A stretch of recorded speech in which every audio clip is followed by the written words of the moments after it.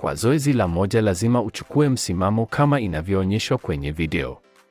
Lazima usimame moja kwa moja kwenye mkeka wa sakafu na mwili wako umepumzika kabisa.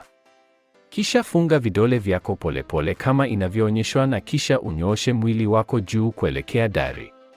Wakati wa kufanya hivyo, utahisi kunyoosha kwenye eneo lako la chini la nyuma.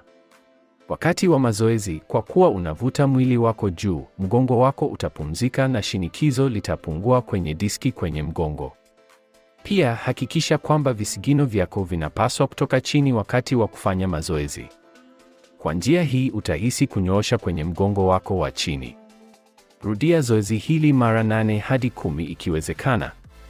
Baada ya kufanya hivyo kwa mara 10 unaweza kupumzika kwa sekunde 10. Kwa zoezi la 2, lazima utumie mkeka wa sakafu. Unapaswa kulala chini moja kwa moja juu yake na magoti yako yote mawili yameinama.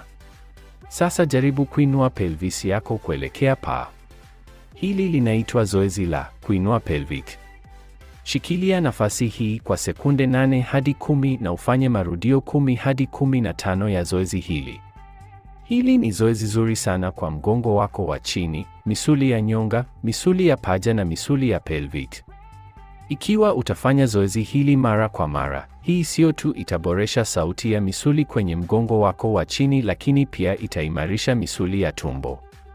Pumzika kwa sekunde 30 baada ya zoezi hili.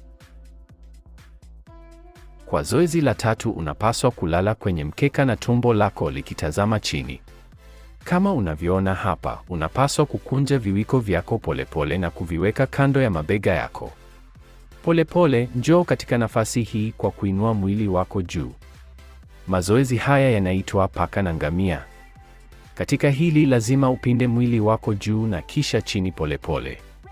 Shikilia kila nafasi kwa sekunde 5 kisha pumzika polepole.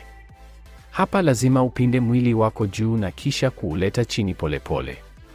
Unapoinamisha mwili wako kuelekea chini, lete shingo yako kuelekea mwili wako. Wakati unafanya upanuzi wa nyuma kama hii, lazima uangalie juu na mbali na mwili wako. Hili ni zoezi zuri sana la kupumzika misuli ya mgongo wako wa chini. Zoezi hili pia linapaswa kufanywa mara 8 hadi 10. Kwa zoezi linalofuata unapaswa kurudi kwenye nafasi sawa na kuweka viwiko vyako kando ya mwili. Sasa jaribu kuangalia juu na kunyoosha mwili kama hii. Hii inajulikana kama cobra pose. Kuna njia 2 za kufanya zoezi hii.